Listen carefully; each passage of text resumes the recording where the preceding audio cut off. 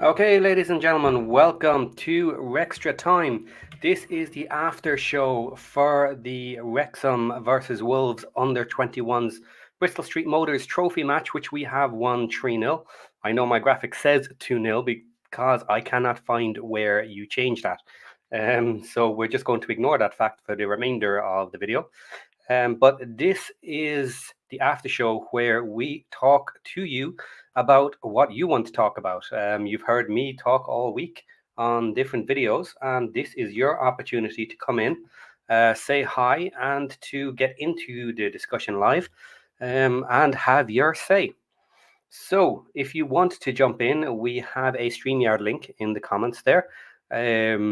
If you are unknown to the channel, we do preferably ask that you have your camera on. But if you are known to us, it is okay if you can't have your camera on for us. So we have our first guest, not PC on PC, so we will welcome them straight in. Hello, how are you doing? Yeah, all right. Good. Good. What did you think of the match? First thoughts. Um, yeah, I mean, what do you expect? It's a cup game against under 20, like Premier League under 21s that haven't gone out on loan. So, um, 3-0, I was kind of expecting, but under 21 teams are kind of hit and miss. Some are really good, some Yeah. aren't that crash shot. So, but it was a good time to get some minutes in the boys. Some for the future prospects and some for those I guess you'd say second string senior team players. So yeah, it was good. Well, certainly as an under 21 team, you wouldn't be overly happy looking at the team sheet and seeing Mullin up front No, for the match. And it's unfortunately just the way things have gone with his injury in the summer. He still needs minutes, he still needs to get that sharpness back. But in general, he did look good, is my take on it. He's not ready yet. He's no, not totally back, but he's getting closer. He's yeah, definitely getting closer. Um, his goal, especially, I think, was lovely, controlling it with the shoulder to knock the ball into the right position, and then the correctly weighted lob over the keeper was lovely. The yeah. moment That it was left, the, yeah, that was one of those things. Like, what do they say? It's like hard men look away when explosions are going on behind them or something, and it's kind of like the same thing. He puts that little putt in, and he just turns his back and walks away, and I'm like, yeah, yeah, that's pretty boss. yeah, you can tell with that one as soon as it leaves his foot, you can see the power that was in it, lofting it up in the air. You know it was coming back down, and yeah, you know from the second it left his foot that was going in. No, that's So good. right, so first goal was Brunt. Yes. Um, very good. I love seeing Brunt. Um, to be honest, I think he's a great player. I don't know what's keeping him out of the team just yet. Um, Well, as I may, said, I've always thought it was Cluith. Cluith was just playing so damn well. yeah, And they've obviously tried to bring in Scar, and so they've pushed O'Connell to the right centre back position. But I told you last week I'd rather see Brunt there. He fits that thing. Like, don't get me wrong, he played great in the centre, like that central centre back position today. But he's much better and more dynamic on the right centre back position. So that's where I'd like to see him. O'Connor doesn't have his pace. He just doesn't. And no, no, he doesn't. when your wing backs like Barney are bombing all the way up to the byline, then you need someone who's got that pace who kind of plays as like a fullback slash centre back. You know what I mean, when you've got that rest defense issue. Um, but yeah, no, he played really well today. I think if he had more starts, he probably would have been a more crisper with some of his passes, like that one to Marriott at the end. Part of that was obviously Marriott, but then he kind of just over hit that ball just a smidge, Yes, which kind of caused that as well. And there was a few like that, a few passes he missed. And I think if he had more EFL one starts, I think that he'd yeah, he'd be able to shore that up. So yeah. He would just get a little bit crisper with his play. You can tell he has the talent. He is getting in the right positions. He is getting the right passes out. Maybe a little lacking once or twice, but you're not going to fault him too much for that. And as you say, more game time, and he'll just become more clinical. Well, look, the thing I really noticed today was, yeah, okay, he did a lot of those nice little ping passes over the top. But one thing I also noticed is that when the very few times when the Wolves started to press us, he wasn't afraid. He had the composure to switch to his other foot, and then he started charging up. Yeah. He literally got past his man, and he had that. He had the ability to know who to do it to and who not to do it to, because there was a few times where he's gone like, "All right, I know, I've got you, bud," and he Mm. does it, and it comes off well. But then there's also some times where he's like, "Yeah, I'm not going to chance this one," and he'll put it back to to Burton. So yeah, I'm liking that, and that's one of the big things we've been talking about our team is that we don't like, especially with Cluith. Cluith is great, but the moment he gets pressed too much by really good teams, he just like hot potatoes the ball right over. Yeah, I mean, he's just like, yeah, I don't want Yeah. this anymore. Where Brunt, I don't know what he'd do in the EFL1 situation because maybe he wouldn't be as confident. But I'm liking that that's something that we can incorporate into the game because we need, I think you've said it yourself, like we need to be able to hold on to the ball to find those opportunities for our striking partner. So, yeah, I was liking that, and it's something I want to see more of going forward. Yeah, Kluivert gets into great positions and he has nice finishes so far. And that's his attacking threat and supporting the rest of the team. But definitely you can see Brunt with more time. You know, he's getting up there and he's getting those passes in and he's putting in other players. And he's doing it on the ground as well, which is opening up plays. This is what we need, I think.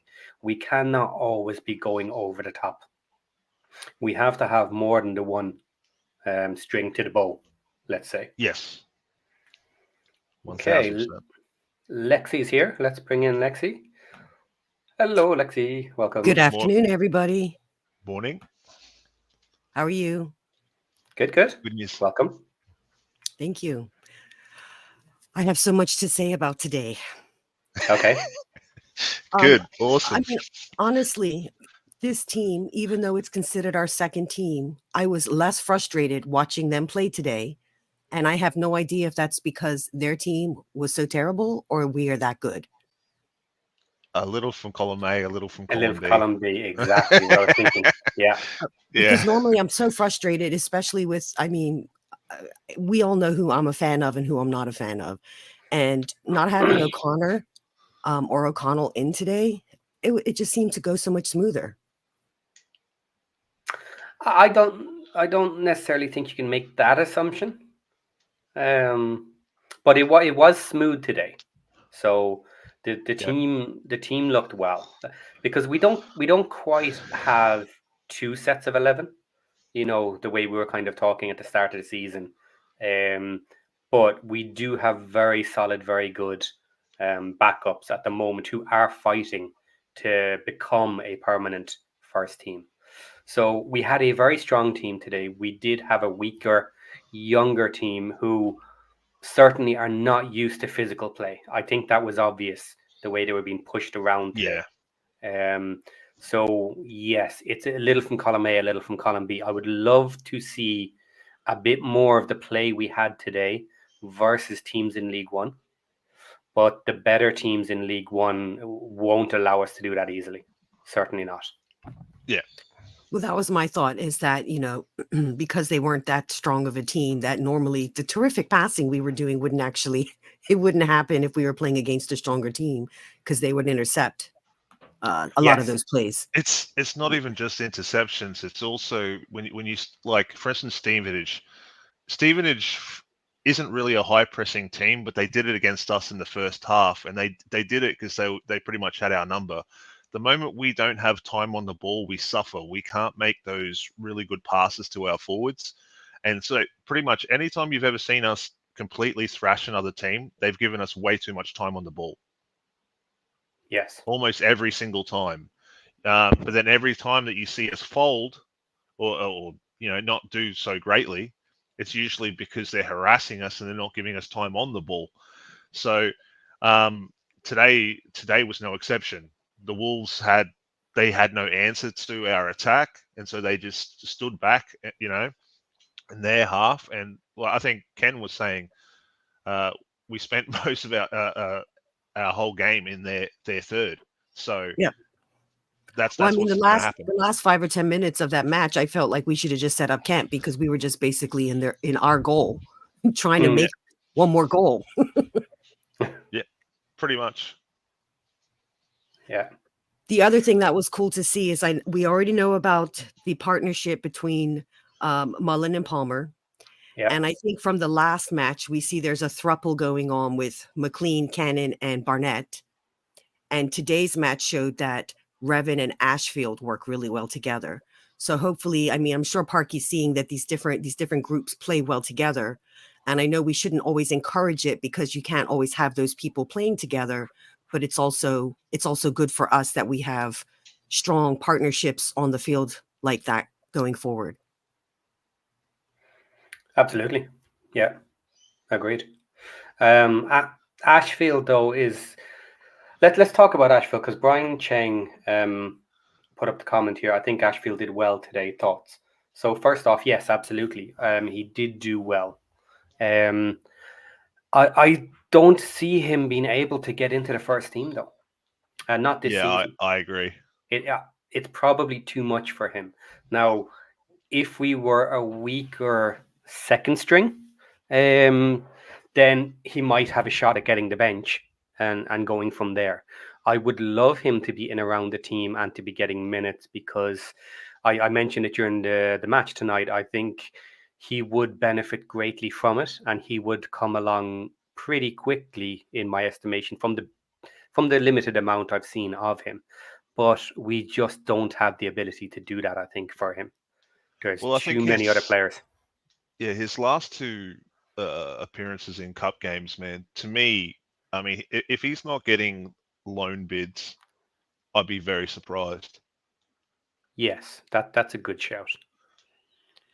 I think, I mean, I was hopeful that he was going to come on because we had Gorgeous George had his accident and then Rathbone was injured. So to me, that opened it up. But obviously Rathbone is back up to par. Yeah. So that sort of pushes Ashfield back out again.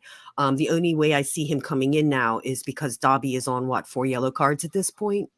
Yes. Yeah.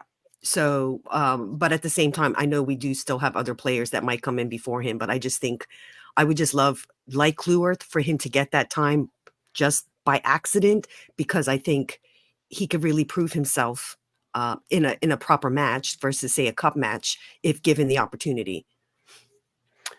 Yeah. Tell me if you agree or disagree with this. I personally see Ashfield's way into the team is potentially a loan in January for the last half of the season, where he does well, and then the team stay in League One next year. That's his path potentially to the first team for me. Outside of that, like if we go up, he certainly won't get to the team. Yeah, it's way too much, too soon. Yeah, I agree with that 100%. But would we have said that about Kluwerth last year if he hadn't gotten the opportunity to play? No. If he hadn't got the opportunity, though. Yeah. Because we have to remember, if he didn't get the opportunity, yes, we probably would have said it about him because we wouldn't have seen him play. Yeah, it was only by accidents that he got in, you know? Yeah, but he was on the bench and he got in when the time came and he proved himself. And unfortunately, I don't see Ashfield getting on the bench to have the opportunity to prove himself. That's the problem. I think our bench is too deep still. Now, that can change. It can change. But yeah, the EFL 1 would not be the place to blood him either. Yeah, I mean, like you don't put, like, what's the best way to explain it? You don't put a developing player in one of those kind of situations where you're playing them way out of their own league because they don't do too well. They don't learn anything. You're better off putting them in a lower league at the higher end of the table where they get the chance to actually show what the potential that they have and start to work with other people and stuff like that. Yeah, I would be looking at, I don't know,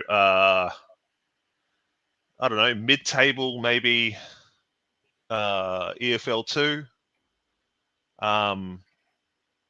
Seeing how he goes there, and then waiting to the next transfer window, and maybe if he does well, find a better club but higher up the table.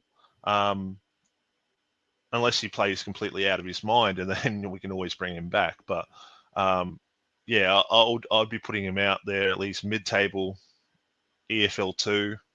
Probably not lower than that, because I mean, if you put him too far down the table, yeah, exactly. Like you don't get to see how well they're doing when they're essentially playing like the Wolves did today. Yeah, I mean, like there's a whole bunch of good players on Wolves, I'd imagine, but they didn't get a chance to show it today. So, putting them in a low EFL 2 wouldn't be the best place to actually show that. So, mid or higher table, if you could, in EFL 2 would be good.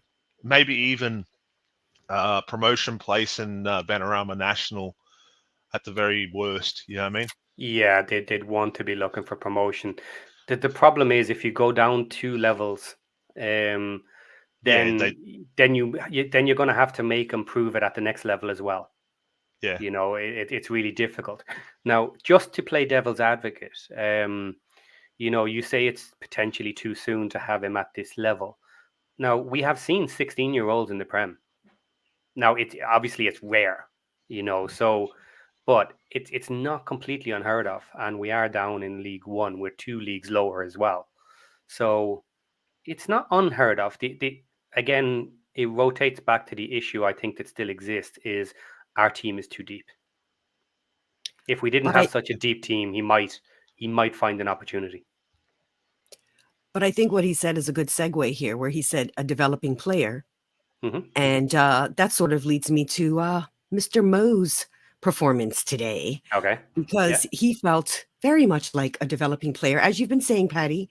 And for all the people who've been saying Mo, and I've been sort of maybe negative about him in the chat today, but that's because I have been a big fan. And today he very much underwhelmed me. So, we can talk about developing players, and we've got one that cost us a lot.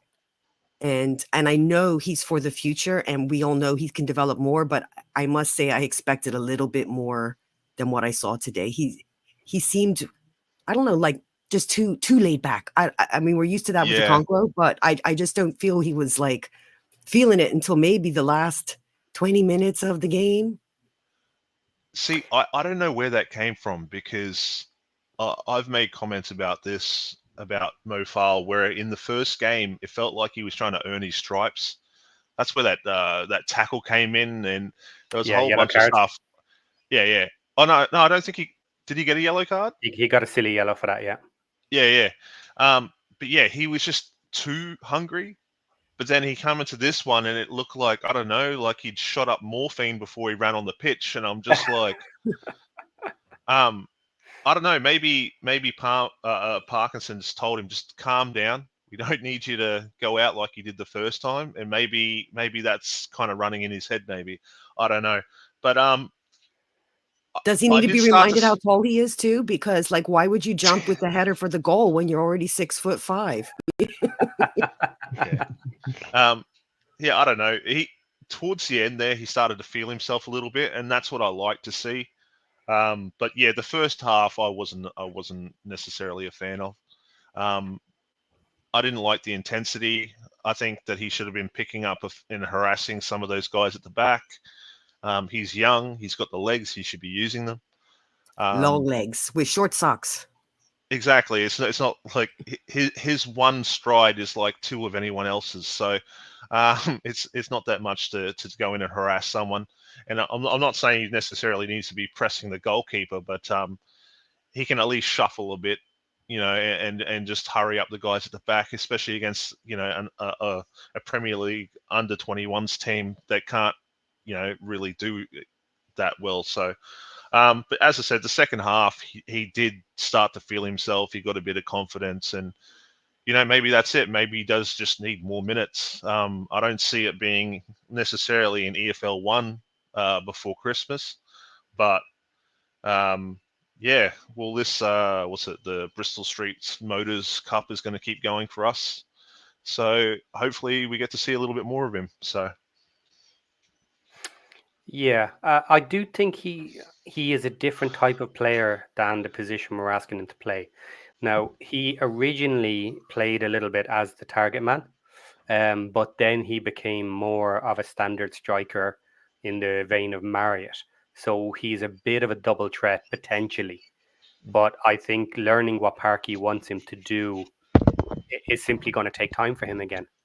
And I saw moments where he looked good, and some that he seemed a bit slow, and maybe he's been told to relax and take it a little bit easier. The comment here from A to Z is there were many instances where Mullin was guiding him during the game, and that's a good thing. He's learning, and he hopefully will get there. Welcome, El, joining us. Hey. What's your opinion on this? Do you agree? Do you not agree with that? What do you think of Um, Al? I actually thought he made a better impression this game than last game, to me at least. Last game he was really pushing it, in my opinion, and this time he looked a bit more calm, which maybe resulted in him looking a bit slower and not as into it maybe until like the last 20 minutes he was on the field. But to me, he actually made a better impression. But I do agree that he needs to grow in his role, and maybe Parky has to figure out what role he plays within the team. I don't see him necessarily being that Palmer role necessarily. Seems like a bit of a combination, like you said, Paddy. And I do think it's good for him to get that guidance of a Fletcher, of a Mullin, a Marriott. Just get that experience, figure out where he fits within the team and which role he can play. But I think he would be a great fit if we do end up changing our style a little bit. Maybe when Palmer goes away by the end of this season, that he can Goes away. fit Nice way as to put it. yeah. If maybe he could fit like a different role, like in a way where he can be a starter, but not necessarily fulfill the same role that a Palmer does right now. If you get what I mean. I get what you mean. I do think though he has been brought in to take that Palmer role. So Mhm. I think that's the point. He's going to have to learn that role to get into the team, Yeah. and then I'm hoping he plays this hybrid role where Yeah. he can do the things that Parky wants, but can completely up his game and become this secondary threat that if you put Hmm. the ball into him, or if he gets the ball, he can run. Um, if anybody doesn't remember it, it wouldn't hurt to go back and listen to his original interviews when he joined the club, and he talks about this, how he has the two different styles, and how he likes to run at people and score goals. He specifically said, "Run at them." Hmm. So maybe his main style is a bit different than what we're asking of him. So I'm definitely on his side, and I hope he can make and become this double threat, because if he can, he could be absolutely amazing in the future. Imagine someone who could do the Palmer role as we keep that as part of our game, but as we transition away from some of the long ball into more on the ground football, that he can also pull up a Marriott role, but maybe not as quick, just different. Yeah. But if he can also be the striking threat whenever he has the ball at his foot too, he could be amazing for this future. yeah. But I will say something. He didn't deserve man of the match, in my opinion. Nope. No. No, there would be If like three other picks before him. Yeah. yeah, exactly. Like if someone said that Brunt deserved it, I'd be like, well, my pick was Ford, but Yeah. I could walk away just saying, all right, fair enough. He played really good, but to me, Ford deserved that. I mean, literally, we've scored 3 goals. All 3 came from a Ford assist, and he almost assisted another 2. Like, at what point it's like, if you play as a wing back, you get 3 goals, 3 assists, and you don't get man of the match? Like, what does the guy need to do? Run the club as well? Like, Okay. This is an interesting comment I wanted to bring up on this line. Bruce responding to Josh, yes, I think Ashfield, Seb, and Ratford divided votes among those who voted for play on the field votes. So Faal could have got it simply because there was a significant contingent that liked the flash goal. And I would say there's a contingent who also wanted to big him up after he got such a hard time. And potentially, yes, Ashfield, Seb, and Ratford may have divided their own vote. It might have been a similar vote going for all of them for the same reasons, just different choices, and that may have pulled them down. So that's an interesting one. No, Yeah. I was disgusted by that, to be honest, man. Like, the guy's not registered. Yeah, I mean, if anyone needs a pick-me-up, it's him. Yeah. You know, like, I was he really comes on surprised to... by his performance. Yeah. I was not Exactly, expecting this man. from him. Okay, but in a public vote, would you be surprised that people didn't vote for Ford because he's not in the registered team? Yeah, Well, maybe no, he's just not on the radar as much, You but might not still. like it. I'm not saying you have to like that idea, Yeah. but I think it's a bit of an obvious one that some people just wouldn't even consider him at all. Yeah. Because he's had his moment or he was in the team, he's not currently. Why would I vote for him? It's well, see, that's like, the thing. Like, if that's the way you're going to go, then you should have given it to Brunt. You know what I mean? Brunt's young. He's mhm. also a back. He defended great. His passes were on point. It was also He his he was a first goal. class above. Yeah, exactly. And he scored. And yet they gave it to Faal, who, I mean, he didn't even... His goal came... Well, it came from an assist from Ford, but then it kind of got a slight deflection from one of their backs into him, and then he scores it. It was... And it was offside. Well, I see, can't that's the believe thing. they didn't call that. A2Z goes, Ford has 2 assists, and I'm like, it was a Ford cross that got deflected. So, I mean, Well, I don't know what the stats would say, but to me, that's still an assist. You know what I mean? okay. But yeah, so like all 3 came from what Ford had pretty much set up, and yet he still didn't get it. And okay, if Yeah. that's if people are going to go put their blinkers on and they're not going to want to watch the assist, that's fine. But then give it to Brunt. Why do they give it to Faal? For the And flashy goal. to be fair though, I mean, it just shows that the crowd didn't do any better than the sponsors do, because some weeks the man of the match that the Yeah. sponsors pick that make no sense at all. Yeah, Yes, nah, that's a Yeah. fair comment. Yeah. But Alexi, we spotted it during the match as well. Faal wasn't offside for the goal. Okay, it looked Um, like he was. he was offside if one of our players had passed the ball through. What happened was it was actually one of the defenders trying to clear the ball, hit the ball and knocked it into the air. Therefore, it did not come from one of our players, so he is not offside. Okay, So the that replay they that kept showing didn't show that, so we were like, yeah, wait a minute. Yeah. yes. Yeah. So we because me and Ken said that immediately. He's offside. He's absolutely offside. But then on the replay, we watched for it, and it actually came off a defender's foot that knocked it into the air. So yes, that's not an offside because it didn't come from one of our players. But he was in a position he shouldn't have been. He should not have been Yeah. sitting there, way past all the defenders, because anything that comes through to him is offside. But we got lucky, and he got a fancy finish on it. And it's a goal. It's a nice goal, but yeah, a bit of shouldn't have been there, but got lucky. Yep. So yes, I don't think that deserves man of the match. I wouldn't have given it to him. No. Talking about Ford, however, what did you guys think about the corners and Oh, dude, his set Oh, pieces I just were wanted to talk about superb. that. Oh my gosh, I wanted to talk about that. Ford and Revan, come on now. They've done so much better than Lee O'Connell. Like, Yes, so much better with the corner kicks. absolutely. But the thing is, we already knew this. Ford used to be our designated set piece guy back in the Vanarama National, but when Bolton came in, he kind of got pushed to being that, I don't know, rotation player. And then when Mhm. Barnett came in, he became third string, and then obviously didn't get registered. They put more stock in speed, mostly, I guess, because I mean Bolton's not the greatest crosser, but he is very good defensively, and he's got a shit ton of speed. But even then, Bolton, I mean, I think he's injured at the moment, but even then, he hasn't really played too much.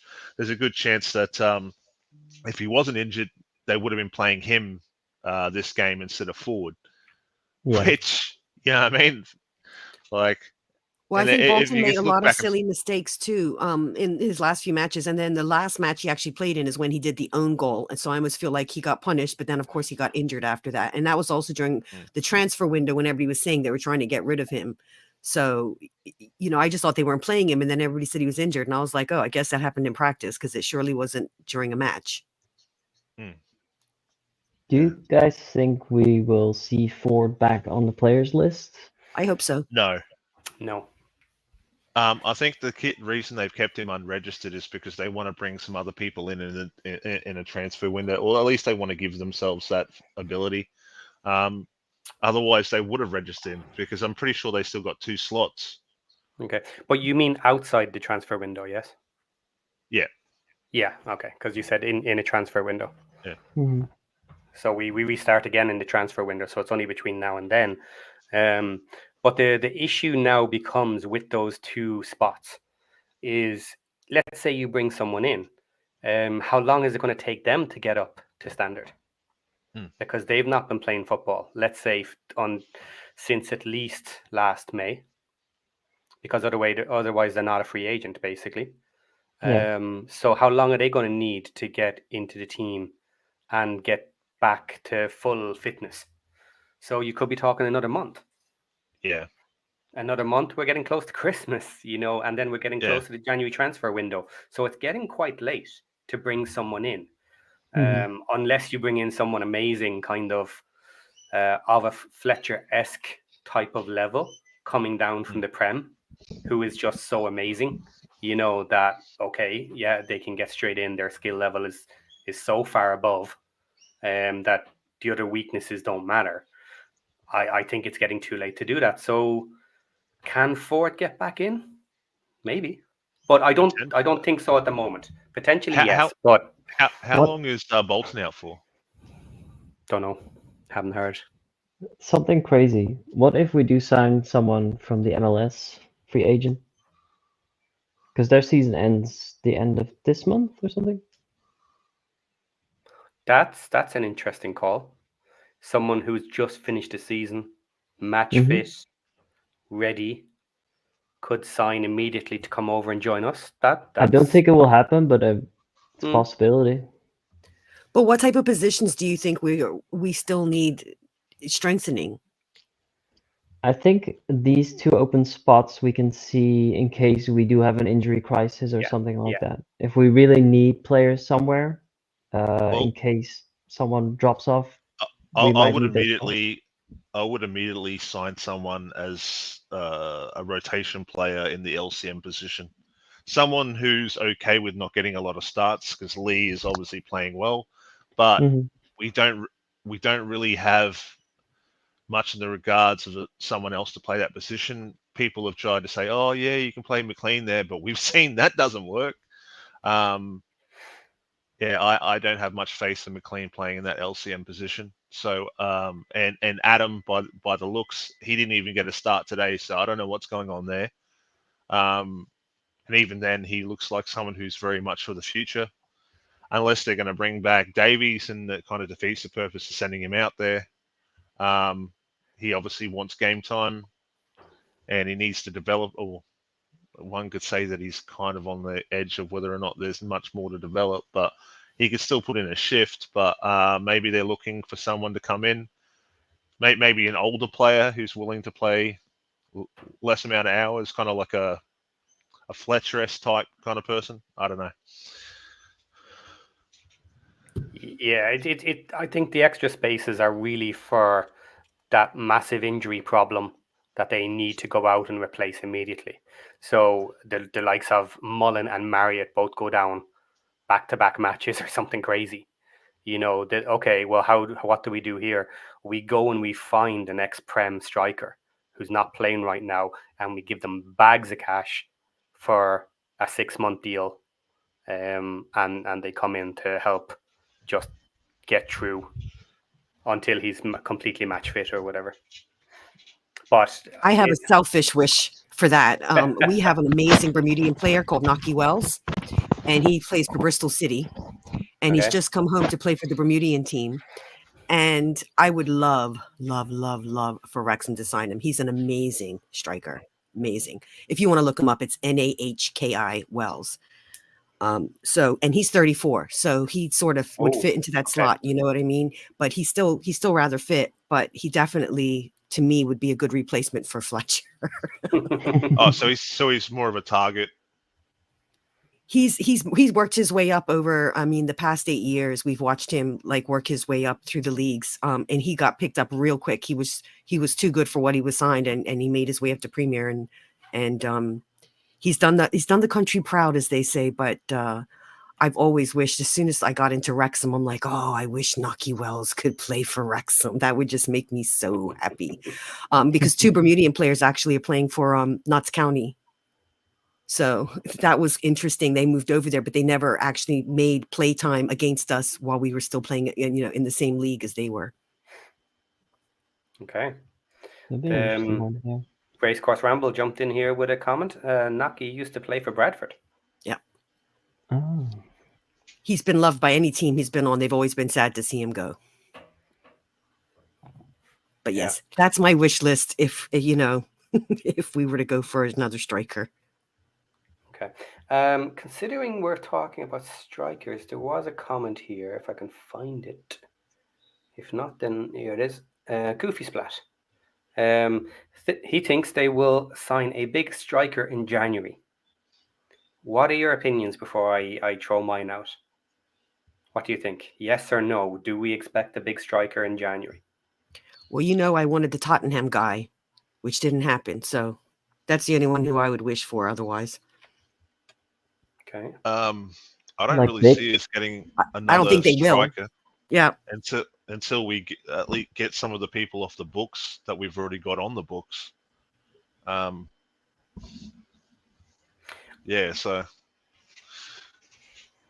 And the weird thing is, I've never been a huge fan of Palmer. Everybody knows that, but he's really stepped up to the plate this season. And I always like Fletcher more, but I feel Palmer's better than Fletcher right now. And if we had to get rid of one of them, I actually can't believe I'm saying this. I think it should be Fletcher. Yeah, I'd agree with that. We could always get Dalby back. next summer. Well, he's signed up till next summer as a full year loan.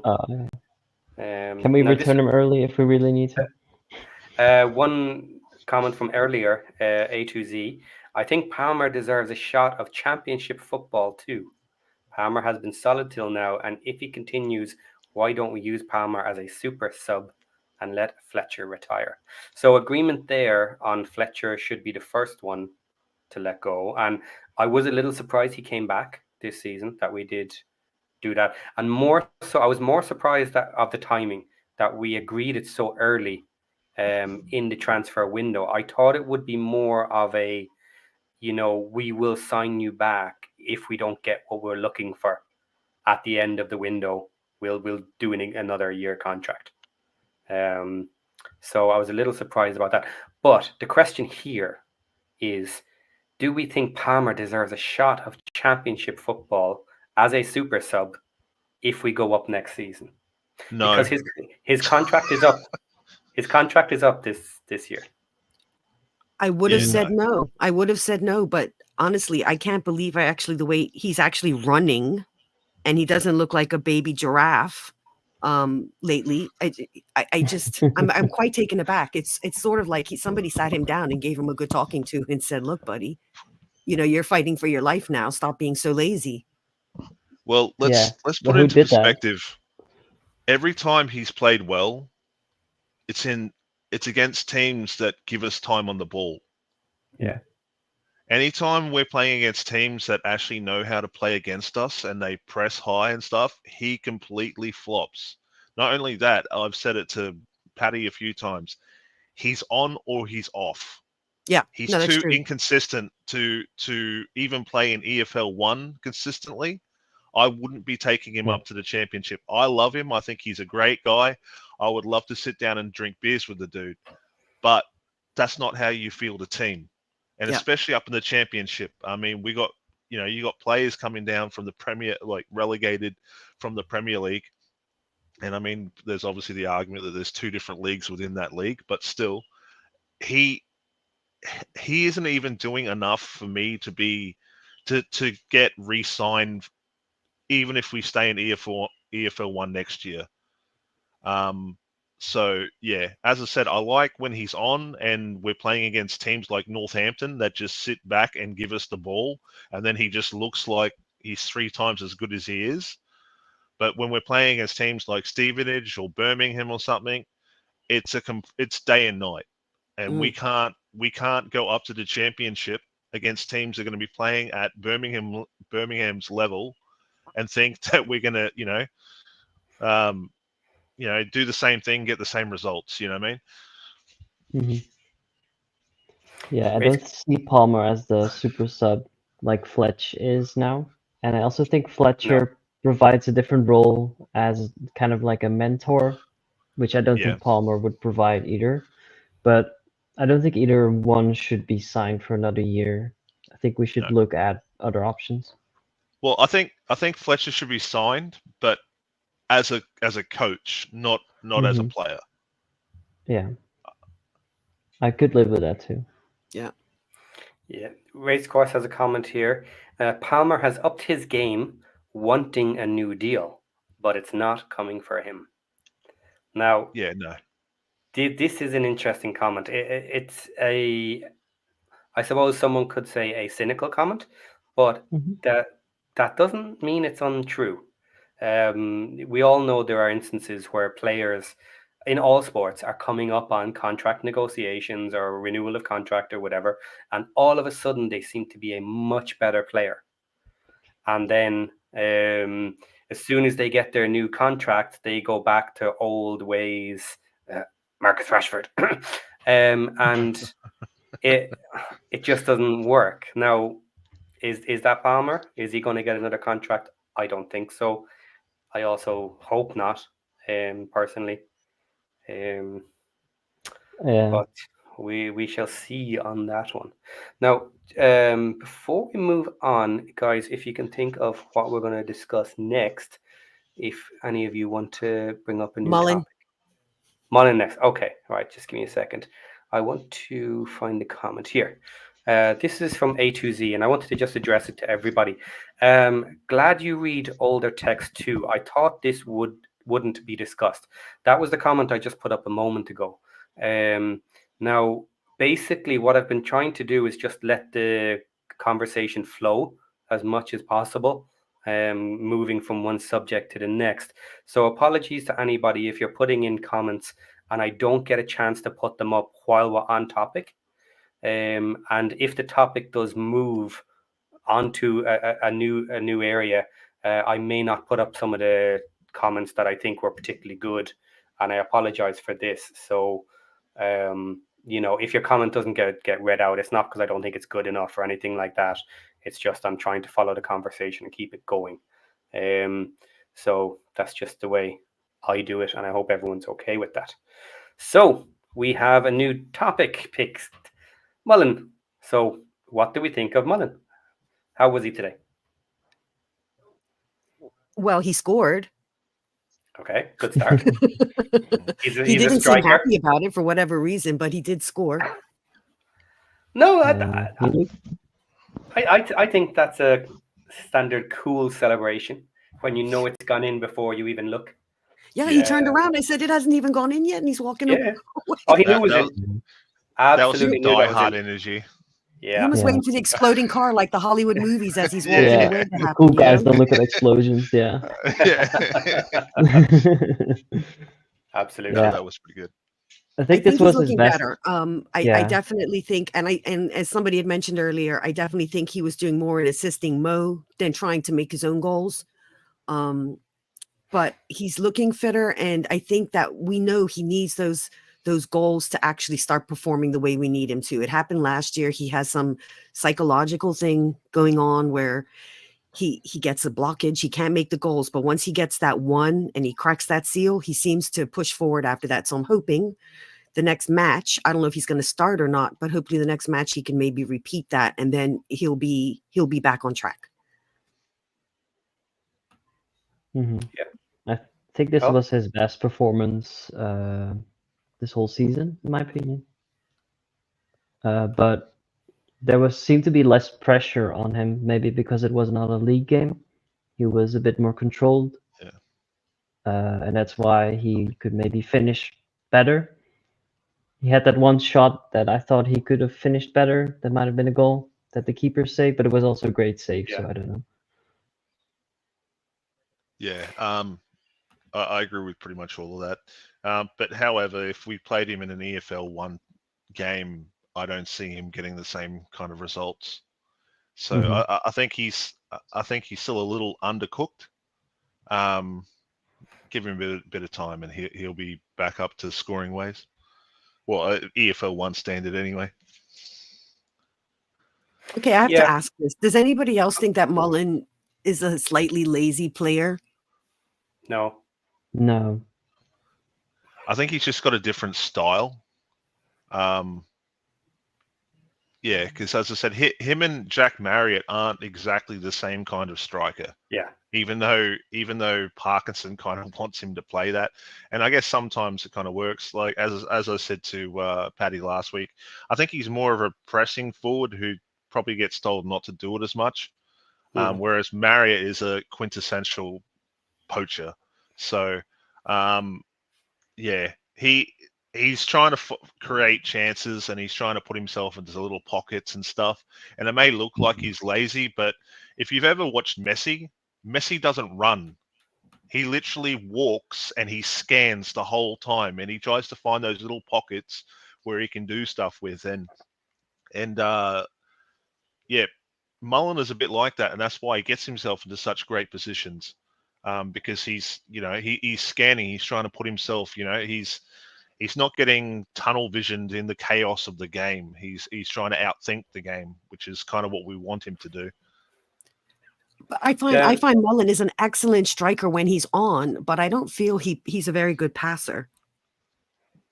Well, Okay. he's not supposed to be. He's the clinical finisher. With a 2-man striker partnership, the person who should be doing the passing is usually the target man. He's supposed to be creating space for him to get into that space, and then because he's the clinical finisher, he's supposed to be the one putting it away. So Yeah.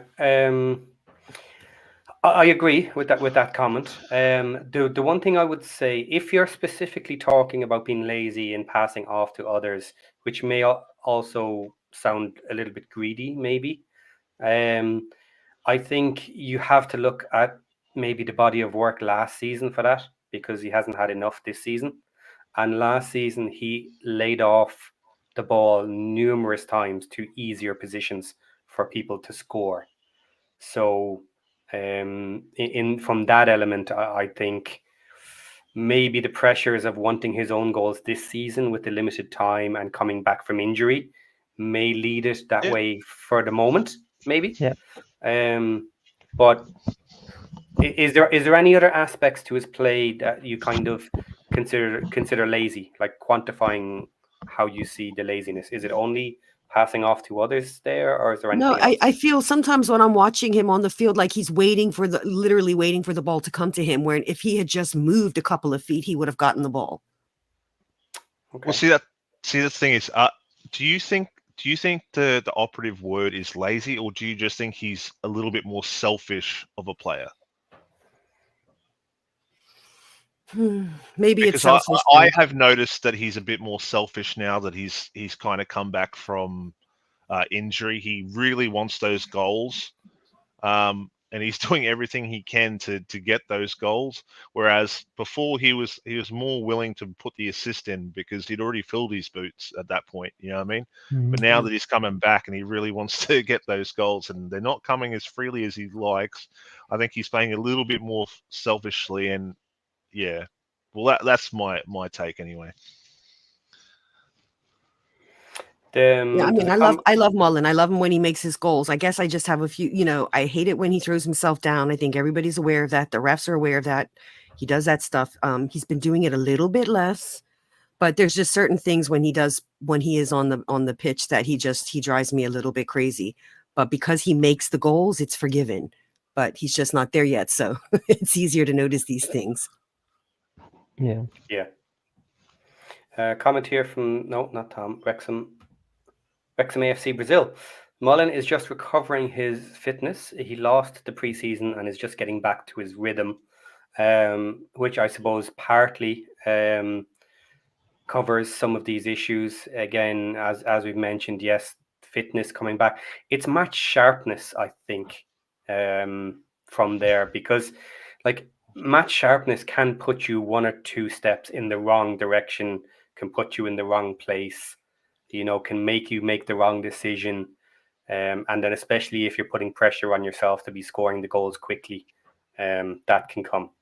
But moving slightly on that topic, but still on Mullin, maybe this will set the cat among the pigeons, but I'm going to do it anyway. Juicy. Question from A to Z again. He's really thrown him out there today. Okay, how about this? Is Mullin a championship quality? He hasn't played there yet, and neither have we in recent history. So anybody very aware of the championship level? And if you're not, let's just say for the moment, Birmingham. Birmingham level teams everywhere. Let's just put it that way. I think Mullin is, well, the thing is, it's like when he's firing, he'll be scoring just as many goals as Alfie May. And if Alfie May is a championship, if everyone agrees that Alfie May is good enough to be in the championship, then I think that Mullin may be a little bit lesser, but he's there or thereabouts. You know what I mean? So, I mean, I wouldn't go so far as to say that he's like promotion places worthy of the championship, but in the bottom half, then yeah, sure. Yeah, I think there's a lot of. Yeah, go. Sorry, I was going to say, I think with how he's playing right now, no, but his potential, definitely, he's able to play the championship. But exactly. As we said, he needs to find his rhythm again. He has to find that sharpness again. I think that's the right word.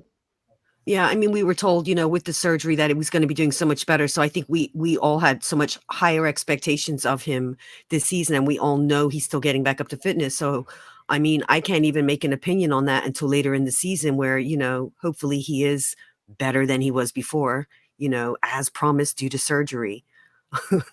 I would say that there's, his match sharpness needs to be improved. But I would say that it's equally his mental. You could see that he's not himself. Mm-hmm. But I think, at the end of the day, when you're a striker isn't just a position. For a lot of these people, it's their identity. And when you're not getting goals, then you feel like you aren't who you are. Until that happens and he starts to fill his boots with goals, he's not going to feel like Mullin. Yeah. Yeah, I mean, but when he starts to feel himself, then yeah, he will be back up to that way. I'm such a child, sorry. And I also agree with what A to Z. Oh, okay, I just got you. Oh, I missed it. It was an NSFW joke. Okay. Normally I catch those because my mind's normally in the gutter, but I was busy reading the comments as well as listening to you. Oh, well, when he said that, I thought it might have been another chat prompt that had come up that he was reading, but no, it was his own. Yeah. I was saying, like A to Z here, it was somebody. There's a few miscommunications within the group. that's something I know this we're discussing the present match, but I feel in the team, our passing could be horrendous sometimes. And I do feel there's a lot of miscommunication and that's just something I'm wondering, like, how can they fix that? How do they fix that in training? Well, you Just usually time. don't do that with a second tier anyway. Yes. They don't play together. It's, you know, I mean, like even Parkinson said the last cup match, he goes, "Oh, they're a bit disjointed." I'm like, no shit. You know what I mean? You've got senior players playing with second string players, playing with future prospects. You know what I mean? Yeah. It's like you can't expect them all to have gelled and have that kind of cohesion that they have playing every day. I mean, chances are does Ashford and James play with the senior team, or do they play with They're like on the under senior team, but 21s? they're on the senior team. Okay, so they're probably training with them now. So at least that should get a bit better. But yeah, until they start to play together like on the pitch regularly, you're not going to see that. No, that's what I was saying. And I know we're talking about the match we saw today, but I actually am referring to our first team. There seems to always be a lot of miscommunications and really bad passing at times. And it's something I keep wondering, how do they work on that in training? Because I know they have to focus on so many different things. Repetition. I think just repetition. Maybe they work with video showing what they did wrong, work in training maybe. Yeah, a lot of it is simply this is the first half of the season, and these sort of issues are expected. And it comes down to which teams can iron out all of these small problems sooner than others, that make them that bit more clinical. And potentially the issue of depth and having so many players that are good and that need minutes and that are still trying to figure out who is the actual best 11. Issues that may slow us down or cause us little problems here and there now are going to swing around and become very, very valuable in the second half and later in the second half of the season when teams start to get injuries and they don't have the bench and they're becoming weaker and they're becoming easier to beat. And we're rotating players and rotating our squad in and out, and there's no noticeable difference. And we are like pushing and dominating the second half of the season would be the kind of benefit that we'd be aiming for with the depth of squad we have. Just on the Mullin thing, just to swing it back and then we're finished, we'll be looking for a new topic. So is it fair to expect Mullin back this quickly if we compare it to his injury last season? So, you know, when he came back, he came into the squad almost straight away and was playing a lot.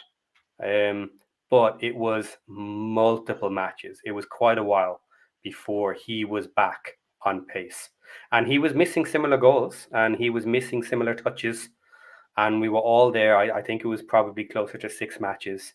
And he was playing almost every match before he was back to the Mullin of old, and then started banging in the goals and chasing that record that he was hoping to get the golden boot. So are we asking too much of Mullin now? You know, because we have Marriott there, and this time he's not getting into this first squad immediately. Is it going to take even longer for Mullin to get back? I'd say so. That's the biggest difference between now and the previous season, that we do have a different player there that is scoring and is doing well and is seemingly playing better with the rest of the team than Mullin is. Because Marriott is performing so well, it is harder for Mullin to get back his spot and to fully get back up to that sharpness and fitness. Like medically, he might be better than he was last season when he had to come back in. Fitness-wise, but because there is someone else there now that the rest of the team seem to be playing well with, it will be much harder for Mullin to get back into the team and to earn his spot back again, if he ever does. But yeah. No, I mean, I remember when he first came on, and I mean, we could see he was so winded after even being on for 15 minutes. And now, I mean, he seemed fine, but it was just, Parky's normal time to just swap people out. I mean, I honestly think that the whole team could have played for the whole game. They didn't need to swap anybody Yeah. out. Everybody looked, it was a very, very laid back match compared to some of the other matches we've seen recently. So I think, we keep saying he's getting up to fitness, but I feel he's almost there. It's just a psychological thing. It's the same psychological issues we have with the away games. And I don't know if the teams have a psychologist on staff, but they probably should. I believe they do, actually. We do. I think we got 2, actually. Yeah, well, they're not doing their job. I don't know much about that, man. I think they're doing a job, but at the end of the day, that what I mean, they're working with the whole team. That's what, like, almost 50 players, and you don't know what's going on with the players, man. At the end of the day, they've all got lives to go home to. Yeah, it's not like a broken bone that just fixes within 6 weeks. Like exactly, yeah. Yeah. Okay, moving on. Have we got a new topic? I'm actually gonna head out, so okay. Thanks, guys, for the show, and I'll be watching the rest of it, but I have to get to bed. So no problem. Take care. Have a good night. Thank you for joining us this evening. So, what was your opinion on James Jones's performance today? Solid, good, but not amazing. Didn't. That seems to be the recurring theme. I haven't really seen him do too well. I know there was one game, or maybe one cup game really early on that he kind of played okay, but yeah, he didn't play the way that Ford did. You can tell Ford's like, I want back in the team, but James Jones is just like meh, which is a bit weird because, like, if you're languishing unregistered and you don't think you're going to come into the side, you think you'd be playing your ass off to maybe get some bids from other teams to get a transfer at least. But I don't know. Maybe he likes the easy check. This is Jones you're talking about now. The easy check. Yeah. Well, yeah. Because he did play today, right? He played today, right? Yes. Yeah. Right. See, I don't even remember him being on the field. Yeah, this is exactly what I'm trying to say. Well, I remember at one point I said that Rathbone and James should change because I was like, we needed someone to link up with Ford, even though Ford was doing. Mate, he was playing really freaking well, and he didn't have that right center mid interplaying with him. So that just shows you how well he was playing that day. Because usually when Barney's going off, it's usually because Cannon's playing other people off the pitch. And yet, yeah. So I don't know, James. Yeah, sorry, yeah, he just didn't impress me, and it's a bit freaking weird because you're unregistered, man. Like, you should be trying harder.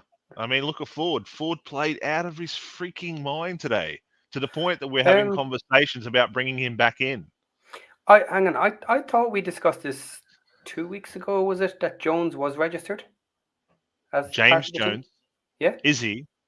I think he is registered. 40 isn't. I think that was the response I got. I didn't check it afterwards, but it was Racecourse told me. Actually, I think Jones someone may have said that. Yeah. Is he the one they thought that his contract was up and it wasn't, and so they had to keep him? No. Which player was that? No, that was resolved. I think that was Tunnicliffe. That was Tunnicliffe, and it was resolved, and he's gone again. Yeah. Everything was sorted. Yeah. Yeah. But yeah, so that's even worse. Like, he's a registered player that doesn't really, which is weird because in the preseason I actually saw him trying, like, to the point where I was like, dude, calm down, you're not Dobson. You saw him trying to do all these little, like, flashy footwork and then making passes, and I'm like, man, you don't need to do that. But now I'm looking at him and he's just like, he just doesn't do anything. which is weird because he used to be so good. I don't know what's going on with him. Maybe it's a mental thing, or maybe he just likes the easy check. I don't know. Well, I don't think I don't think he likes the easy check, because the signs are there that he is trying to get back in. He did a lot of work in the summer on his conditioning and fitness, and I believe he said he wanted game time or he wanted to leave. I believe that was so. There was potentially options of him going, and then it didn't happen. So he's trying to get back in, but maybe he can't. From the little bit I have seen of him, I think he is doing better, and he is doing okay, but okay just isn't good enough to break in. Is the issue? So I think a decision will be made on that January, or certainly next summer. Yeah. Well, yeah. Unless he ends up with decent amount of time again because of injury at some point, he may get more time. Yeah, that's true. But I'm gonna have to see marked improvement out of him personally. Because as I said, I'm not seeing it. Like everyone else who's second string or maybe even third string, I'm seeing some hustle. Like I'm actually seeing them like fight for their spot, but I'm not really seeing it with him at all. But we're not really seeing enough of him, though, are we? No, but then there's people in the game like okay. there's Yeah, Ashford, there's I you know get what I your mean, there's point. a whole Yes, bunch of okay. people, you know what I mean? Like I can actually see them fighting, and you know, like when Faal first played his first game and he was doing too much, I'm like, okay, calm down, mate. But at least I like the hunger, you know what I mean? Yeah. But Okay, I'm not Leo, seeing that with JJ at all. Yeah. Leo Bernard here has a comment. I think JJ played well, not as good as Ford, but by that standard, Ford played better than almost everyone in the team today, which is a fair enough comment. Okay, so someone agrees that JJ played well and thought he played well. Slightly different By what opinion. standard though? By his own standard, same as our standards. Well, that's the thing. By It's your like, standard, he didn't. By his standard, like he did. maybe low EFL 2, maybe high Vanarama national standard. Yeah, sure. But we're talking about a guy who plays in that box to box kind of position in that right center mid, and he wasn't playing like that at all. As I said, there was no interplay with Ford, and given the fact that they played a lot together previously, you'd think that there would have been something more going on there. You know what I mean? He basically just parked himself there and it was just like, all right, if the ball comes to me, I'll pass it on. But there didn't seem to be any other kind of, there was nothing else there. It was very milquetoast. Okay. All right. So everyone can make their opinion on Jones there. Don't disagree with what you're saying. How do we feel about Rathbone versus Dobson? Yeah, that was going to be the next one here. Hip Karma put up. Well, I like Dobson, Rathbone. his wellness is clearly improved, and that's promising. Yeah, and that's not the one I was talking about. But yeah, I wouldn't to move on to Rathbone. Go on. I was going to say I wouldn't have Rathbone in the holding position. He's much better in attack, in my personal opinion, which is good because that means we get to keep both. The only downside of that is just like, do you put in Rathbone or do you put in Cannon? So, but yeah, I mean, on paper, Rathbone's better than Cannon on paper, but as they start to play and gel with the team and, you know, in Parky's system, who knows? You know what I mean? But it's a first world problem. We got two, as I said, box to box midfielders, you know, like center mid, cam kind of position esque, and then we've got Dobson who's playing out of his freaking mind. If anything, we probably need someone else that can play that holding midfielder position when Dobson can't be playing every single game.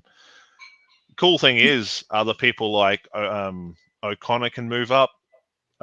So can Brunt. Brunt can also play in that holding midfielder position as well. So we do have some squad depth and that kind of thing, but I'd prefer someone who specializes in it to be his kind of understudy, even if we get like an under 19 or something. But yeah, Rathbone's playing out of his mind. Do you find Dobson not to be a bit disorganized at times? Like he really makes some really bad choices. I feel. Well, I think that's because he's a single pivot in the holding midfielder. We saw last week when O'Connell started to push up almost like I'd say a conservative libero. He pushed up, and the moment that, it started to create more things, because the thing is, when you send it to a single holding midfielder, you basically walk into a brick wall, because they start to cut off all your passing lanes, and you got nowhere to go to. But the moment, like you'll see with, let's just say, teams that have, let's say, a 4-2-3-1, you've got two holding midfielders, and then all of a sudden you've got all the people in the world to pass it to. So I don't necessarily think it's a problem with Dobson. I think it's a problem with the way that we have our formation set up. I think we'd be better off having two holding midfielders and changing something somewhere else. I've always said that I prefer the 5-2-2-1 for our team, but that's my personal opinion. But every time I've seen anything like that, like I said, when O'Connell come into the midfield, we started to play really freaking well. But then again, Dobson isn't necessarily like that kind of playmaking holding midfielder. He's a ball winning midfielder, basically. Yeah. His job is to be a torpedo to take the ball off, and that's what we need him to do. But maybe you do need exactly. He's not the playmaker. That's what we kind of use Lee for. Yeah, exactly. So as I said, if we had two holding midfielders, we'd completely get rid of that position. Or maybe we need a libero kind of centre back that pushes up in possession into the midfield to create that kind of box midfield, which we can also do. That's something that could be thought about. So.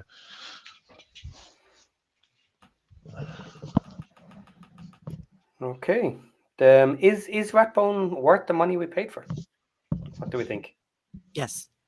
I like him. I like his intensity. I mean, I don't think he was the energizing bunny that I saw in like a few of the other cup matches, but maybe he's, maybe he feels like he's earned his stripes now. He doesn't feel that he's got to go out there and do crazy things. But yeah, he's great. His composure's great. His first touch is great. His passes are great. He's now starting to get into that kind of more deadly attacking role, which is weird, because the first time we played him in a cup match, like they were trying to push him almost up and up into the final third, and it just didn't look like he was gelling for a bit there. But now he's starting to feel himself, and I'm liking it, because he is a cam by nature, so he should be doing well now. So now that he's got some minutes, it's good. If I'm not mistaken, I believe the very first match that Rathbone played, they actually put him in as forward. Yes. Yeah, which wasn't his position. Front row. Which was, I felt it was unfair to judge him at that time, because that wasn't his position. Yeah. Yeah, I agree. It was a little bit too far up, to be honest. But yeah. Yeah, Rathbone is in that situation that over time he could become an amazing player for us. He looks like he has the skill, the talent, and it's just whether his skills match well with what Parky wants, and can the two come to an understanding of the way that they need to play. Because then, if not, you could potentially run into situations like we had with Marriott, where Marriott was held back, wasn't in the team very much, and wasn't getting the minutes. And when he was a different type of player. Now I don't see that for him, but that's in a small outside possibility, if he doesn't work within the system. But he to me he looks quality in what I've seen of him. Maybe not today. He didn't seem amazing, but he did his job well. He did what we asked of him. So I certainly wouldn't be too harsh on anything he did today. No, I like him a lot. I like whenever they play him.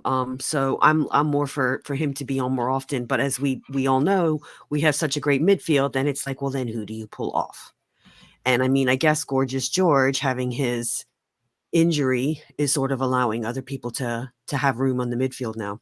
Yes, it was a bit tight. we're still talking about Rathbone, right? Mhm.